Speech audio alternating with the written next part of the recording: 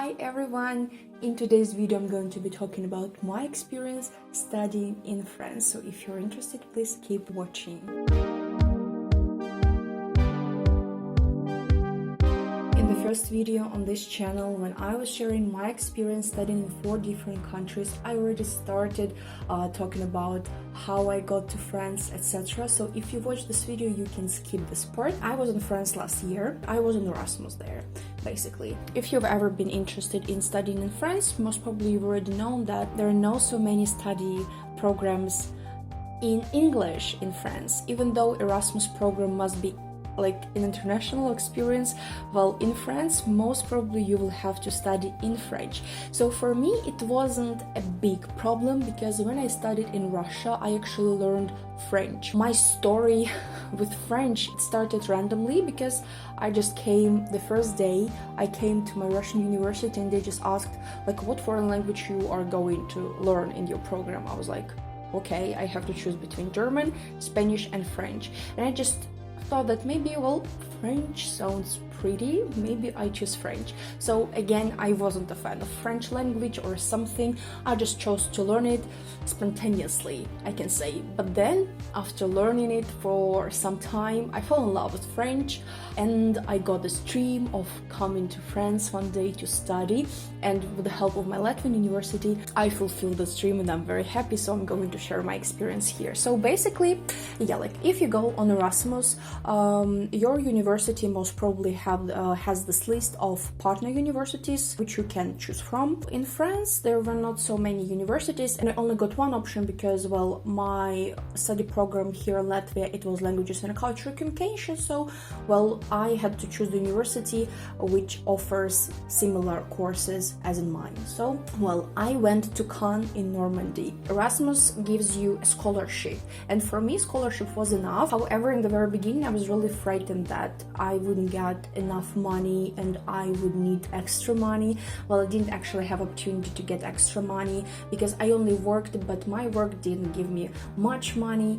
Yeah, and I also didn't want to work every day while being in France because I wanted to enjoy my experience. So eventually the money was enough. I was more than happy.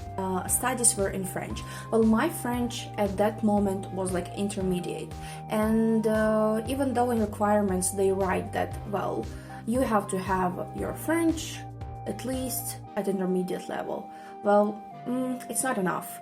I was really struggling a lot, especially in the very beginning, because my classes started when I was still in Latvia. They were online because, well, it was COVID, unfortunately. Yeah, but as soon as I opened Zoom and saw how the class was going, I was just going crazy because I didn't understand the thing. And the funny thing that the first class I attended, it was business law. So you can imagine that this subject is difficult even in your native language, and if it's a language which you don't know at a good level, I was struggling. Actually, in the end, I didn't even pass this exam, so whatever. Okay, we will go to this part too. So yeah, the thing is that in France they have a different approach. For example, in my Latvian university, there are not so many students here, and all the professors, they know their students, they know their names, and here you can feel this like a more personal approach, I can say.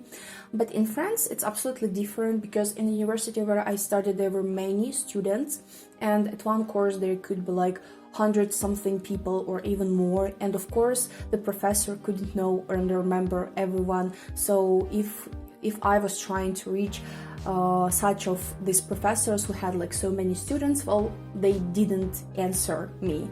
So that was another problem, that they will treat you just the same as everyone else. So for them, well, you're an international student and it's your problem, not theirs.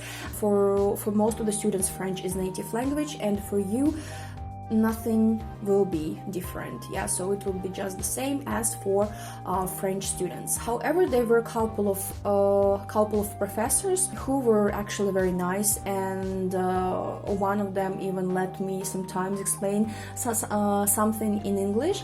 But the group which attended the class, it was not very big, so I think that was the thing, that there I could feel maybe a more personal approach. Yeah, but when there are plenty of people, it's just impossible impossible to learn, and to understand. And basically they just give you the theory, and you have to find practice somewhere else. I didn't understand where, but yep. And the most difficult part was to study a language. Well, actually it wasn't difficult, but it was just like nothing, because I took a language course of German and English, because, well, it was impossible for me to take a language course in French, well, because of some other reasons. But the thing is that at the classes of German, well, they were like 40 people, and can you imagine learning a language with 40 people, where the professor could only ask like 3 or 4 students for one class? It was impossible, actually, and I know nothing in German, even though I got pretty high mark for that course. And talk about English, well, I took English just to improve my level, because, well, my English is not bad, as you can hear. Yeah, and I just wanted maybe to get more knowledge from a native speaker, because the professor was from Ireland, and it was like a new experience for me, because mostly I learned American English. There was no individual approach, there was no practice for everybody, and I also almost didn't learn anything from that course. So these language courses, they were almost useless for me, unfortunately, because of this approach in French universities. But I think that French language course could be different, because, well, it's specifically for non-native speakers, and I think there are more interactions with the students and the cultural exchange and stuff. But for German and English, it wasn't very well. Actually, because of COVID, I didn't meet many people, and at some periods of time it got worse, and sometimes it was even better, so I could even go to face-to-face classes. So at those times I could actually meet some people. It was nice.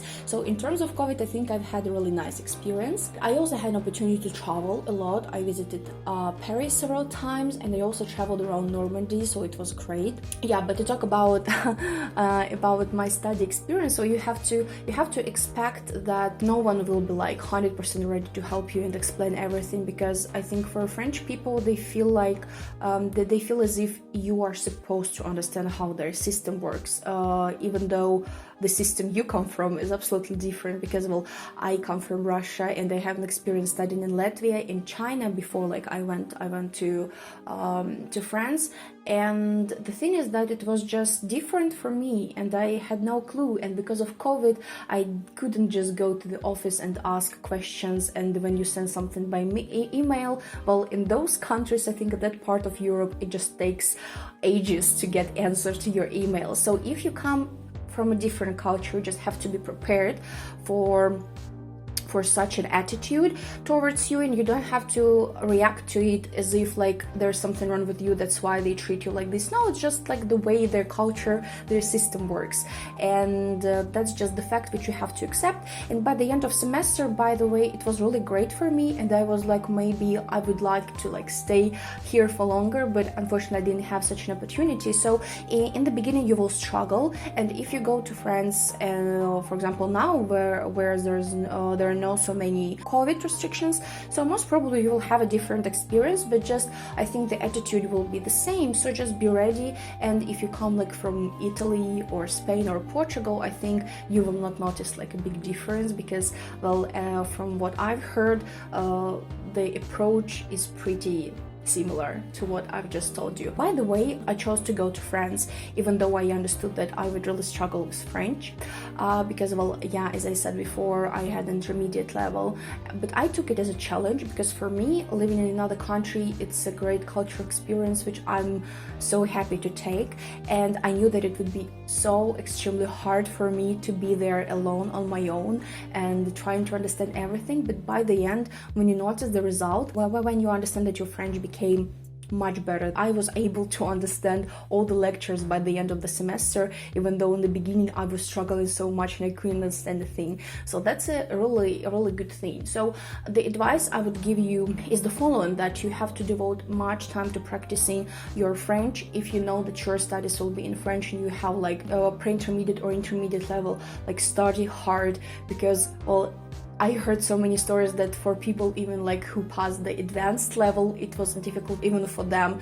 But like well, I cannot imagine how it can be like extremely difficult for those who have like advanced level, but for me with intermediate level it was difficult, but by the end of the term it was much better, because like I guess that exactly during this term I got like upper intermediate level or something like that. So I progressed a lot in French, and it was actually my goal before going to France, like to improve my French level and to meet French people, to communicate with them, and to become a part of their culture even for a short period of time. I spent 4 months in France, 1 semester. So in the end, actually, during exam sessions in France, there are 2 exam sessions. The advantage of the French education system is that even if you, like, even after the second session you do not pass, for example, 1 or 2 exams, if your average score is above 10 for all the courses you've passed, well, you do not have to repass it. But it didn't work for me because, well, I was an Erasmus student, and actually I failed 2 courses out of, I don't remember how many I had, maybe 9 or 8 or something like that. I read the contract because I was afraid that I had to return to refund my scholarship, which I've already spent, of course, by the end of the term. You have to get 70% of your credits so that you don't have to give your scholarship back. So, well, it worked for me, and my university just added 2 more courses to the next semester, and I actually passed them with excellent marks. I don't know how it works. I think that the problem was just that the courses were difficult and they were in French, so that was the problem for me. For me, it was great experience once again, even with those difficulties and struggles. So for you, yeah, just be prepared, and most probably you will pass everything successfully. So thank you for watching. If you're going to study in France, please let me know in the comments below what part of France you're going to. That would be really interesting for me to know, and good luck with your studies. Thank you for watching, and bye bye.